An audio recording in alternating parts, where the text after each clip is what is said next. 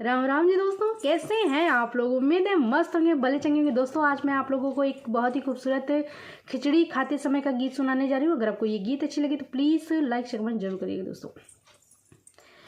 दहिया खाला यशोदा के प्यारे लाला, दहिया खाला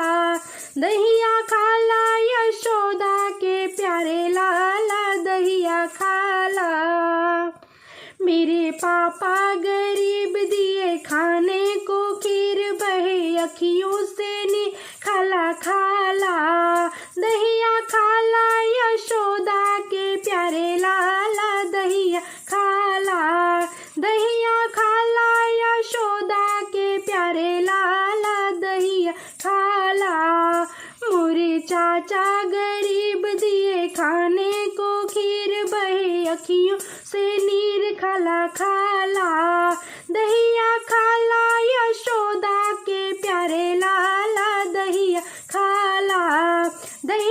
खाला यशोदा के प्यारे लाला, दहिया खाला।